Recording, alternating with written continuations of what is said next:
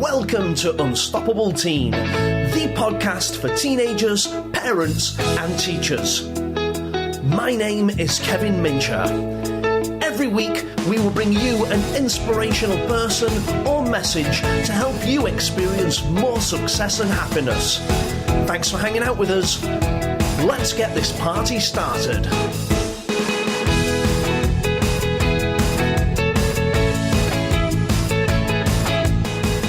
Hello Unstoppable Nation, it's Kevin here. Welcome to the show. This episode is all about how to do better in school. We seem to know now that education is the key to success in the modern world. Now, I'm not just talking about traditional education of going to school, but having a commitment to lifelong learning outside of the classroom, when you're at home, constantly upskilling. You see, the world is constantly changing. Nothing ever stays the same. And because the world is constantly evolving and constantly changing, it's important that we regularly upgrade our skills, as they call it in Japan, Kaizen. As Tony Robbins calls it, constant and never-ending improvement. That ability to realise what's important to know and being able to learn it efficiently. Now, it doesn't matter whether you're listening right now as a teenager, a parent, or a teacher. I'm going to give you some things in this episode that will help you do better in school. It doesn't matter whether you're just starting out your high school journey, whether you're in the middle of it, or whether you're coming towards the end. I'm going to give you some things today that are based on research that will help you do better in school. So without further ado, let's get cracking.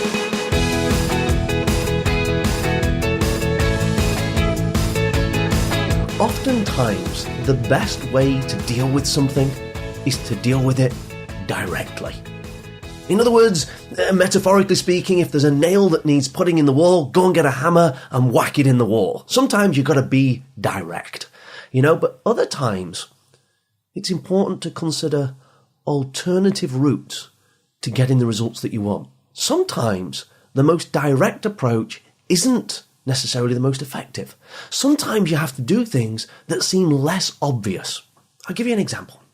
Maybe you've heard me share this in one of my seminars when I go into schools to help students improve their grades. I often talk about, sometimes the best way to make something sweeter isn't necessarily to add more sugar.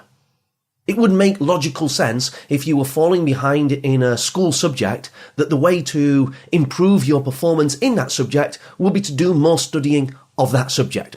For example, let's say you're like me and you struggled at mathematics. And because your grades are struggling in mathematics, the direct route to improving mathematics would be to study more mathematics. I mean, that's like taking a hammer to the problem. It makes total sense. I've got to put this nail in the wall. Let's hit it with a hammer.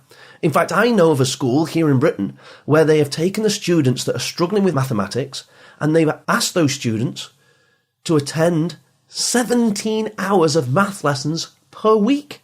In fact, I'm being a little bit polite there. They didn't actually ask them. They made them do it. And that's the direct approach. You're behind in maths. Let's do more math lessons. And logically, that makes a lot of sense. It seems to make logical, rational sense. Surely, if I'm falling behind in maths, let's do more math lessons. The problem is that after these students attended 17 hours of math lessons a week, their math grades went down. You see, sometimes the most obvious thing isn't necessarily the right thing to do. Sometimes the way to make things sweeter is not by adding more sugar. And when it comes to doing better in school, yes, it makes sense that if you're not putting enough hours into a subject, of course, your grades are going to suffer. But the time that you spend in a subject doesn't necessarily equate to the grades that you're going to achieve.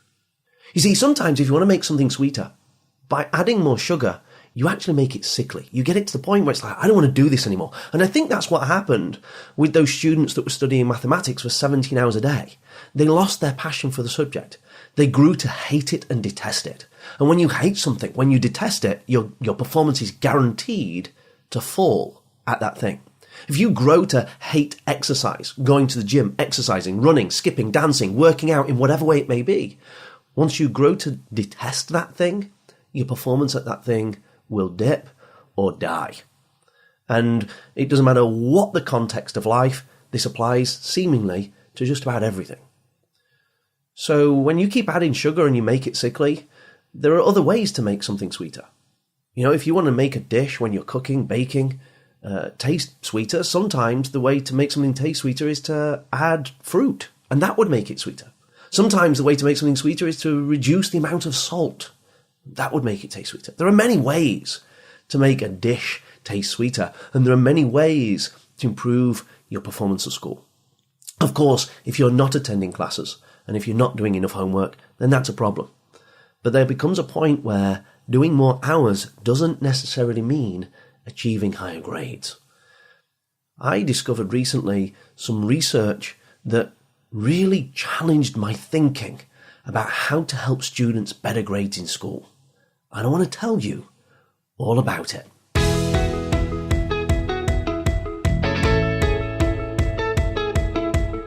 It turns out that there's a correlation between students understanding career prospects and career opportunities that will exist in the future and the grades that they achieve in school.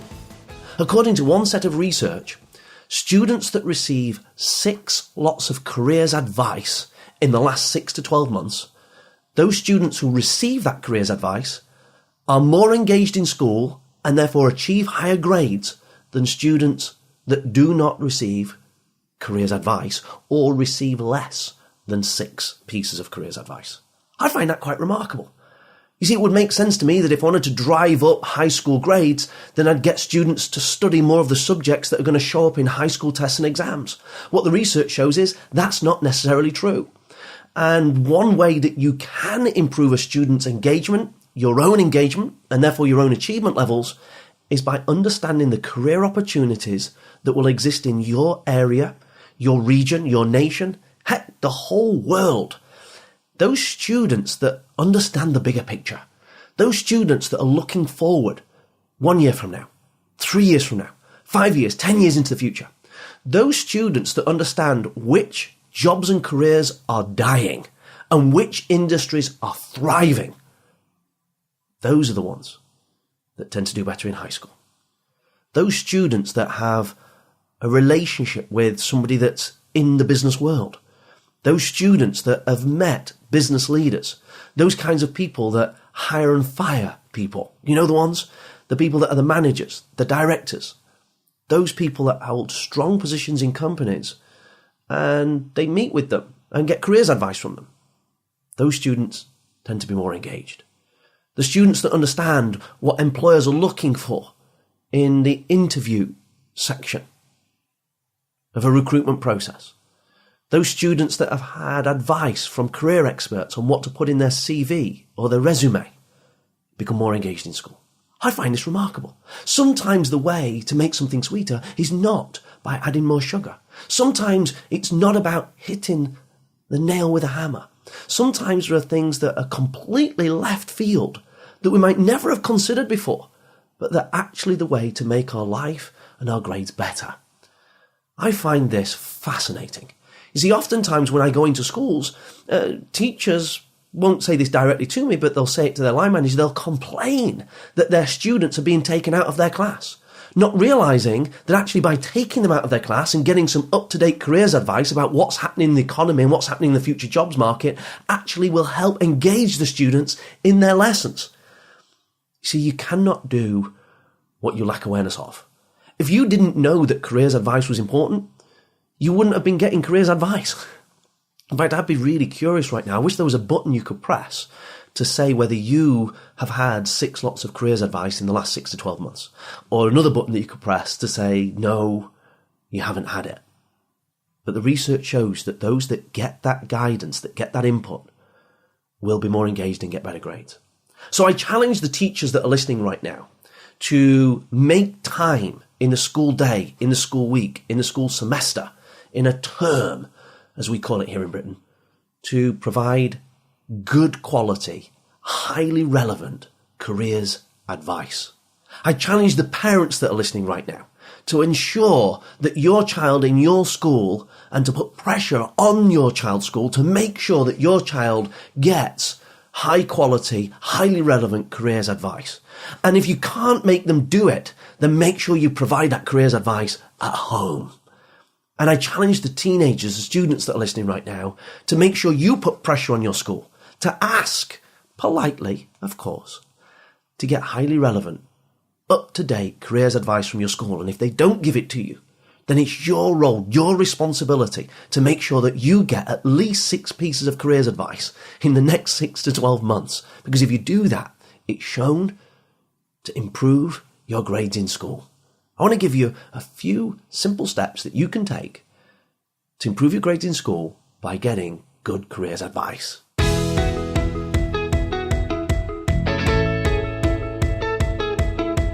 Here are some simple steps that you can take if you want to do better in school by getting good careers advice. Step 1, I encourage you to broaden your depth of knowledge and understanding about what is currently happening in the jobs market. It's been said many times that the past is not the future. And just because certain jobs and careers were popular and well paid for our parents doesn't necessarily mean it's going to be the same way for the current generation that's in high school.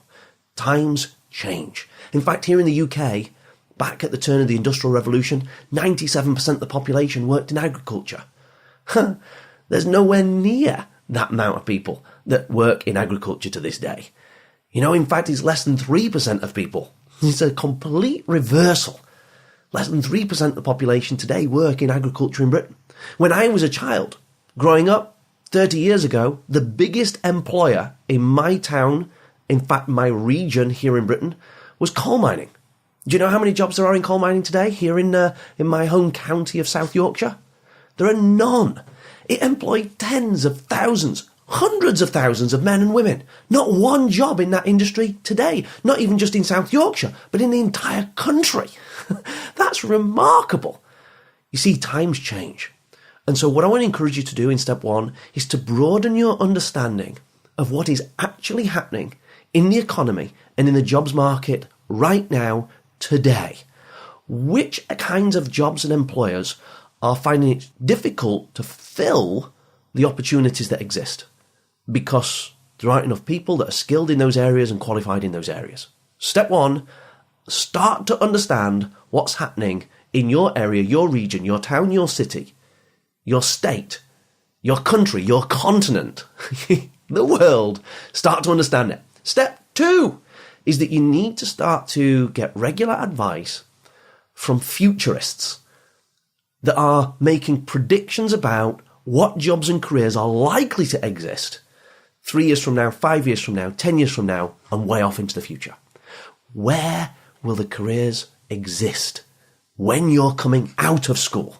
Because if you know what markets are going to be open and which ones are going to be closed, if you know where the growth industries are and where the ones that are shutting down, you can make better informed decisions about how to take advantage of the strengths and the weaknesses that you have. Here's a couple of clues for you.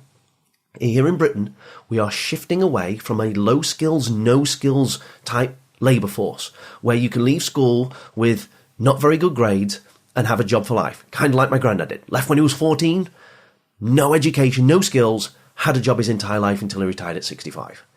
Those kinds of days are gone.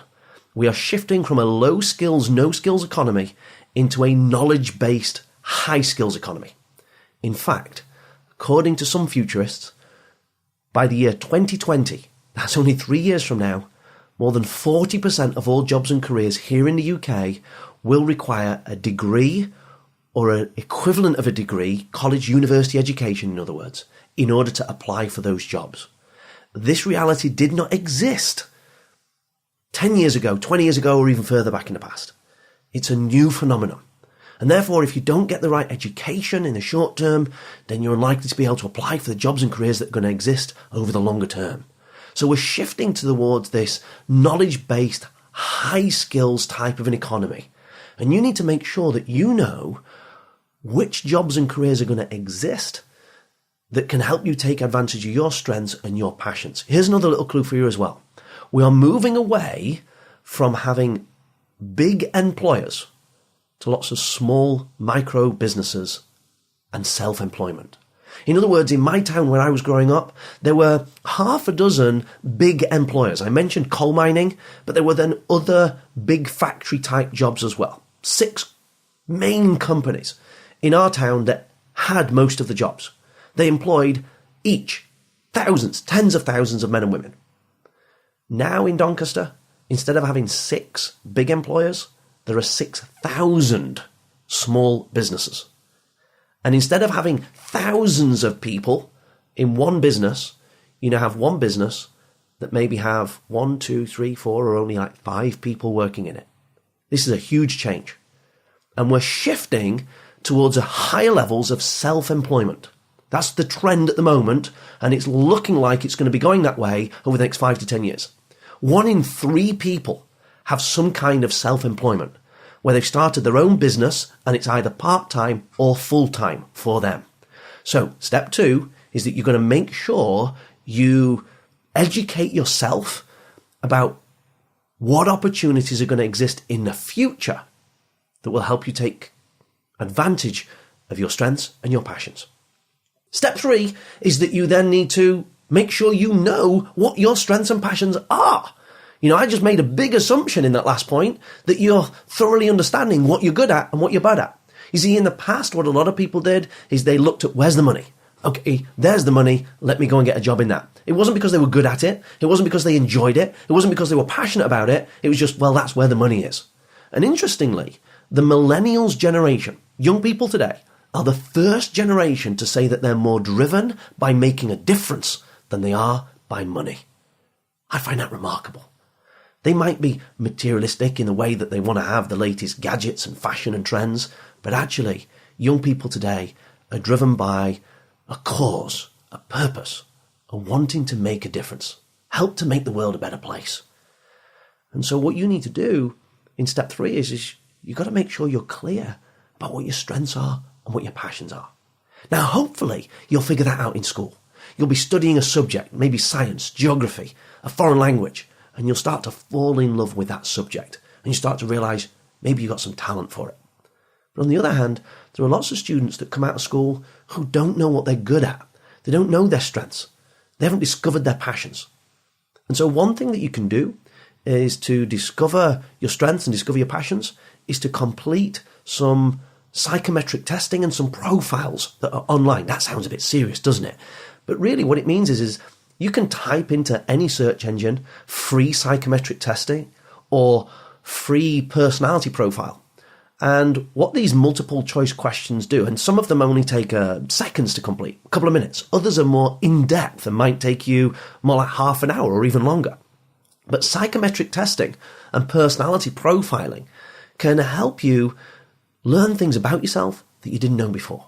And when you complete these psychometric tests and these profile tests, oftentimes at the end of them, they'll recommend the jobs and careers that are most suited to your strengths. That's great, because when you play to your strengths, you're more likely to win. And that can only be a good thing.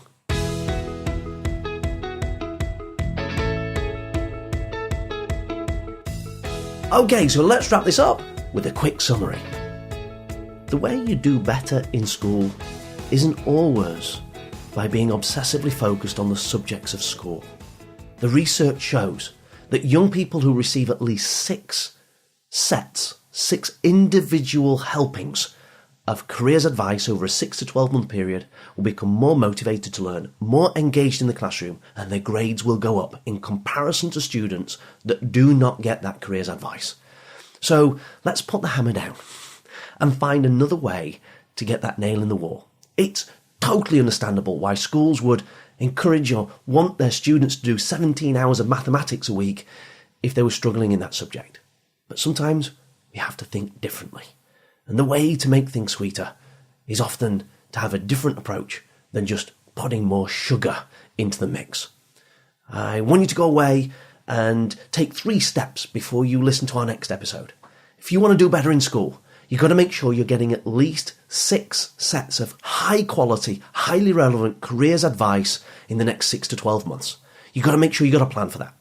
And in step 1, I wanted you to make sure that you were familiar with what is happening in the economy and the jobs market today.